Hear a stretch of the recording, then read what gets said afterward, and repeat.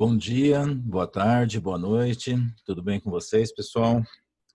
Hoje estamos no encontro número 14, capítulo 3. Há muitas moradas na casa de meu pai, parte 4.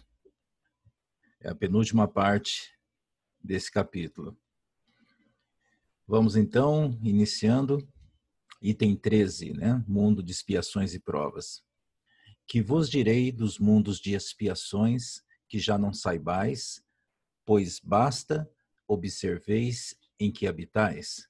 A superioridade da inteligência, em grande número dos seus habitantes, indica que a Terra não é um mundo primitivo, destinado à encarnação dos espíritos que acabaram de sair das mãos do Criador. As qualidades inatas que eles trazem consigo constituem a prova de que já viveram e realizaram certo progresso. Mas também os numerosos vícios a que se mostram propensos constituem um índice de grande imperfeição moral.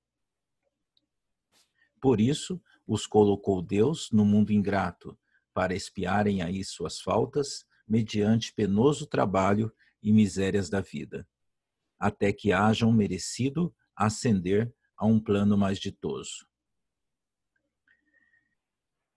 Então, aqui estamos nas instruções dos espíritos, né? Nós estamos num mundo de expiações e provas. Há um movimento que diz que a Terra está num processo de transição ao mundo de regeneração. Mas é algo, claro, que pode demorar séculos. Não é algo que vai acontecer nos próximos 30 anos. A superioridade da inteligência, em grande número dos seus habitantes, indica que a Terra não é um mundo primitivo, destinado à encarnação dos espíritos que acabaram de sair das mãos do Criador. Então, essa faixa de texto diz que somos evoluídos em relação a outros habitantes que viveram em tempos anteriores. Isso aqui que estamos vivendo faz parte de um processo evolutivo. Por mais que seja um mundo de provas e expiações, ainda é muito melhor do que o mundo primitivo.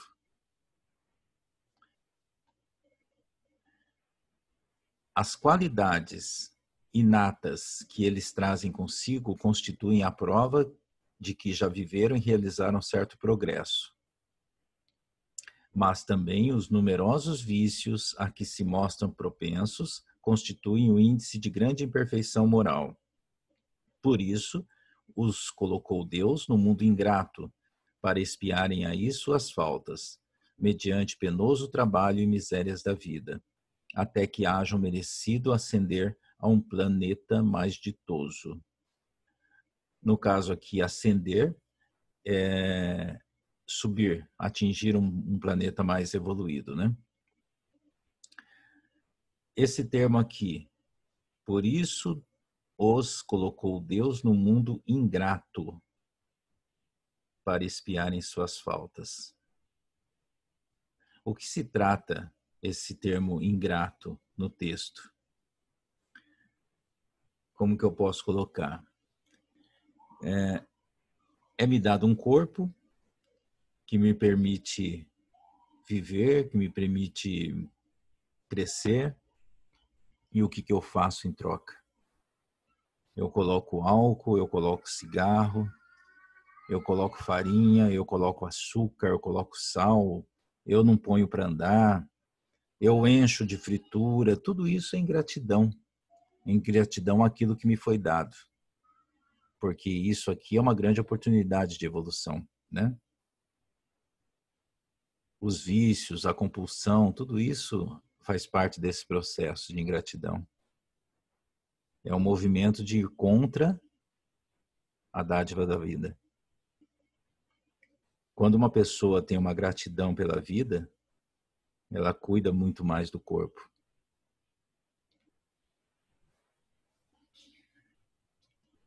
Continuando. Entretanto, nem todos os espíritos que encarnam na Terra vão para aí em expiação.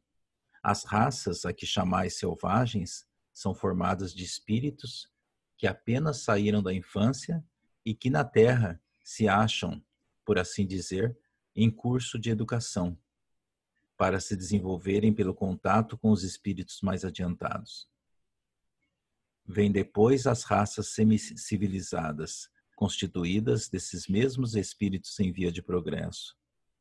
São elas, de certo modo, raças indígenas da Terra, que aí se elevaram pouco a pouco, em longos períodos seculares, algumas das quais hão podido chegar ao aperfeiçoamento intelectual dos povos mais esclarecidos.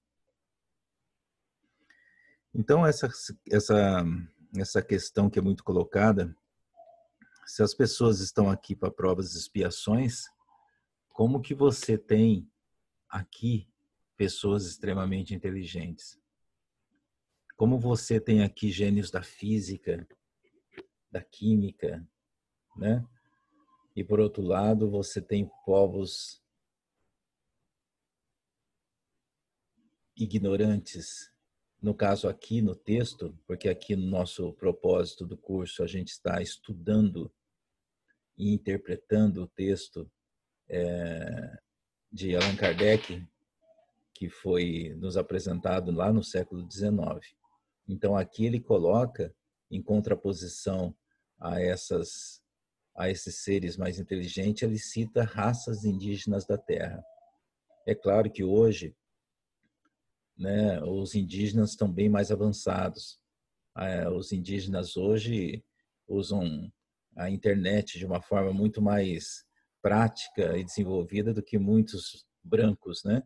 Mas aqui no texto ele cita raças indígenas porque eram povos que não eram tão menos desenvolvidos do que nos tempos de hoje. Então vamos interpretar o texto, o que ele quis dizer, né?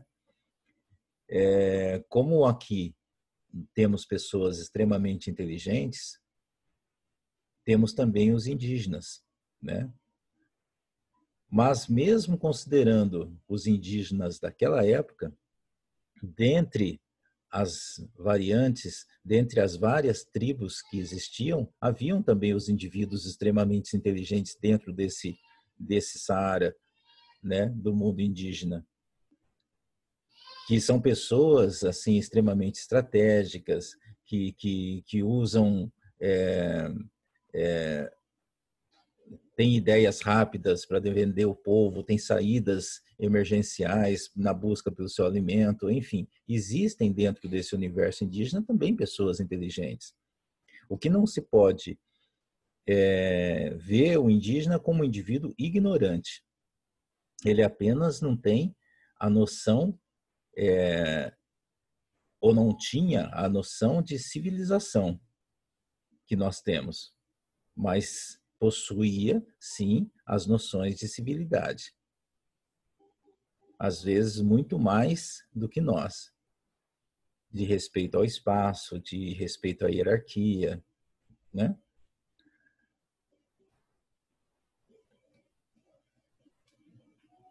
Continuando.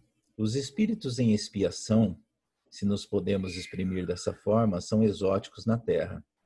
Já viveram noutros mundos, donde foram excluídos em consequência da sua obstinação no mal e por se haverem constituído em tais mundos causa de perturbação para os bons. Tiveram de ser degradados, por algum tempo, para o meio de espíritos mais atrasados, com a missão de fazer que esses últimos avançassem, pois que levam consigo inteligências desenvolvidas e o germe dos conhecimentos que adquiriram. Daí vem que os espíritos em punição se encontram no seio das raças mais inteligentes. Por isso mesmo, para essas raças, é que de mais amargor se revestem os infortúnios da vida. É que há nelas mais sensibilidade, sendo, portanto, mais provadas pelas contrariedades e desgostos do que as raças primitivas, cujo senso moral se acha mais embotado.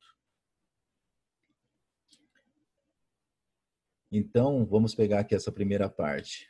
Os espíritos em expiação se nos podemos exprimir dessa forma, são exóticos na Terra. Já viveram noutros mundos, de onde foram excluídos em consequência da sua obstinação no mal e por se haverem constituído em tais mundos causa de perturbação para os bons.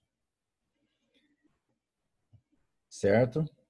O mundo espiritual é uma continuação do mundo material. Isso todos nós sabemos, né? São apenas dimensões diferentes. Imagine você num grupo de amigos que tem por hábito falar mal dos outros. Aí você muda alguns conceitos e diz: olha, eu não quero mais falar mal das pessoas não, tá? Aí quando eles começam, você diz: não, pessoal, vamos mudar de assunto. O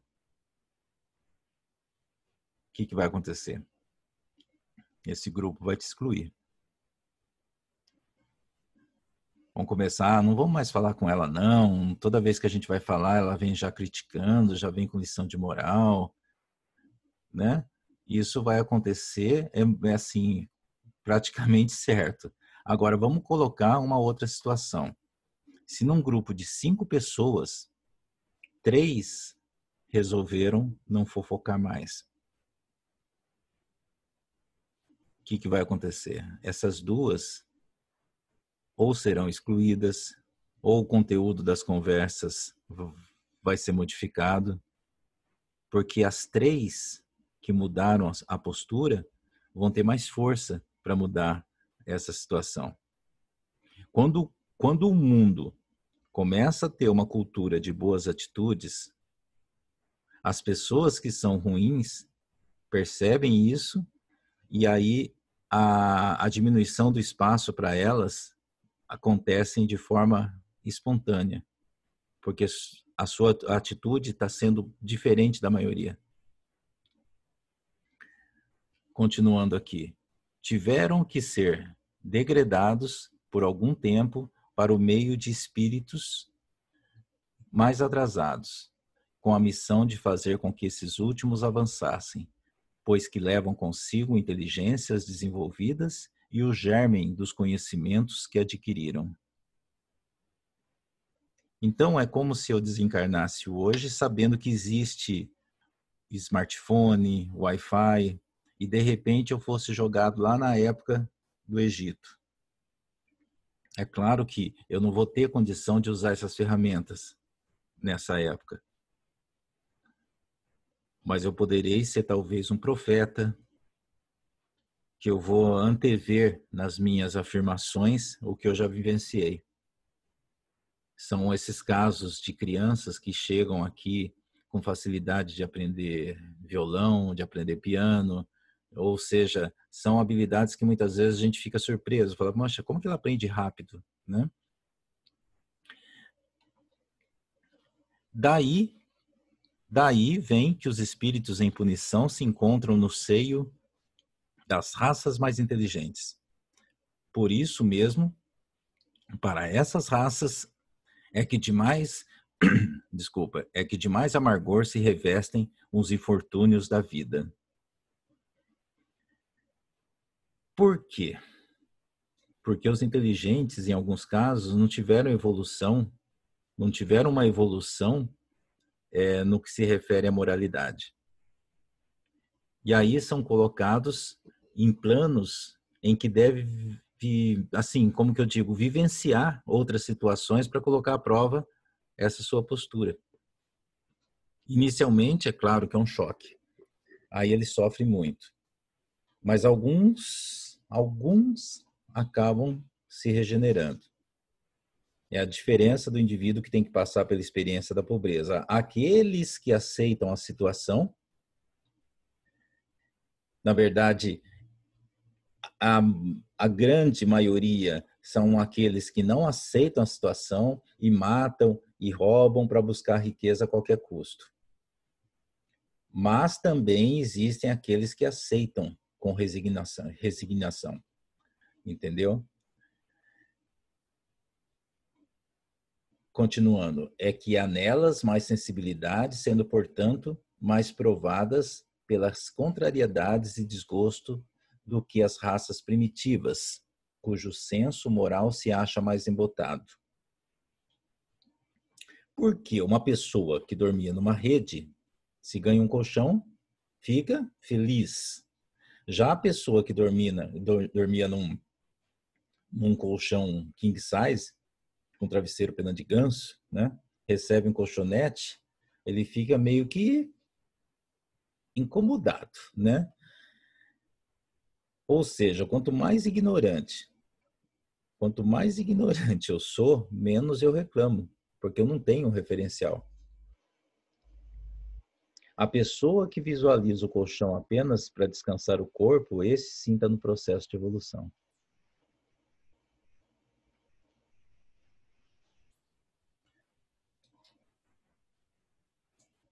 Aí nós temos aqui uma nota, né, uma nota do expositor aqui, em cima do livro Roma e o Evangelho,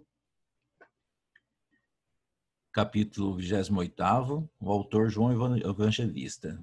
O João Evangelista mesmo, lá da época de Jesus, né? De onde vieram esses homens novos no meio dos homens? A terra não lhes deu nascimento, porque eles nasceram antes dela ser fecunda. Olha só.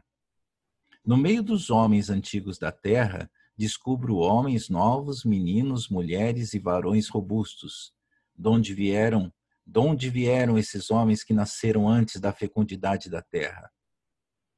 O vento sopra para onde o impulsa a mão que criou sua força, e o espírito vai para onde o chama o cumprimento da lei. Os homens novos que descubro entre os homens antigos da terra, os quais nasceram antes desta ser fecunda, vêm a ela em cumprimento de uma lei e de uma outra sentença divina. Eles vêm de cima, pois vêm envoltos em luz, e a sua luz é um farol para os que moram nas trevas da terra. Se, porém, seus olhos e suas frontes desprendem luz, nos semblantes eles trazem o estigma da maldição. São árvores de pomposa folhagem, mas privadas de frutos, arrancadas e lançadas fora do paraíso, onde a misericórdia as havia colocado e donde as desterrou por algum tempo. A sua cabeça é de ouro, as suas mãos de ferro e os seus pés de barro. Conheceram o bem, praticaram a violência e viveram para a carne. A geração proscrita traz na fronte o selo da sentença, mas também tem o da promessa no coração. Muito bonito, né? Então, nesse texto, há de forma clara a noção de espíritos que vieram de outros planetas, que não pertencem à Terra e que são, inclusive, mais velhos do que a vida na Terra. E eles vêm para auxiliar. Veja no texto aqui. Os homens novos que descubro entre os homens antigos da terra, os quais nasceram antes desta ser fecunda, antes de ser criada, vem a ela em cumprimento de uma lei ou de uma sentença divina. Eles vêm de cima, pois vêm envoltos em luz, e a sua luz é um farol para os que moram nas trevas da terra. Porque está escrito no Evangelho, né? Eles vêm para ajudar os que estão perdidos. Mas do mesmo modo que dos seus olhos, né? Aqui, ó, dos seus olhos e suas frontes desprendem luz, nos semblantes eles trazem o estigma da maldição. São árvores de pomposa folhagem, ou seja, são melhores do que nós somos, mas privadas de frutos. Por quê? Porque lá eles não souberam fazer o bem. Arrancadas e lançadas fora do paraíso, né, que seria o que, no caso aqui, um mundo mais evoluído que o nosso, espíritos que estão no mundo de regeneração. Eles não souberam fazer o bom uso daquilo, né? E tiveram que voltar para o mundo de provas e expiações. A sua cabeça é de ouro, ou seja, tem muito valor aqui a inteligência que eles trazem. As suas mãos de ferro, eles são brutos da forma que eles impõem a sua vontade. E os seus pés de barro, ou seja, são frágeis na sua sustentação, que é a moralidade. Conheceram o bem, praticaram a violência e viveram para a carne. A geração proscrita traz na fronte o selo da sentença, mas também tem o da promessa no coração. Ou seja, dependendo da sua postura, das suas atitudes, ele tem também a condição de voltar novamente para esse mundo da regeneração, né? Continuando. A Terra, consequentemente, oferece um dos tipos de mundos expiatórios, cuja variedade é infinita, mas revelando todos como caráter comum, o servirem de lugar de exílio para espíritos rebeldes à lei de Deus. Esses espíritos têm aí de lutar, ao mesmo tempo com a perversidade dos homens e com a inclemência da natureza. Duplo e árduo trabalho que simultaneamente desenvolve as qualidades do coração e as da inteligência. É assim que Deus, em sua bondade, faz que o próprio castigo redunde em proveito do progresso do espírito. Mensagem de Santo Agostinho, Paris, 1862. Ou seja, nem todo planeta de expiação é igual, mas todos eles têm em comum servirem de exílio para espíritos rebeldes à lei de Deus. Esses espíritos têm aí de lutar ao mesmo tempo com a perversidade dos homens e com a inclemência da natureza. Ou seja, nós temos que lutar com a nossa perversidade, com a perversidade dos homens e com a inclemência da natureza. Temos que nos virar, né? Com aquilo que ocorre aqui. No caso, vamos colocar assim, no Japão, por exemplo, já há prédios preparados para a ocorrência de terremotos. Porque a frequência dos terremotos lá no Japão é grande. Então, se não houvesse, talvez eles nem teriam criado isso, mas dentro da realidade deles, dentro de tantos fatos dessa inclemência da natureza, foram criando, digamos, ferramentas para conviver com isso, né? Isso sem contar as tantas doenças que surgiram nos últimos anos, que estão estudando possíveis curas para combatê-las, né? Então, são coisas que vão fazendo a gente buscar saídas que, por consequência, vai nos melhorando em todos os sentidos, né? É isso, pessoal. Nosso próximo encontro vai ser a última parte do capítulo 3. Há muitas moradas na casa do meu pai. Como eu sempre digo, aguardo um feedback de vocês e espero que esse curso esteja sendo útil a todos do grupo. Uma grande semana a todos. Deus os abençoe.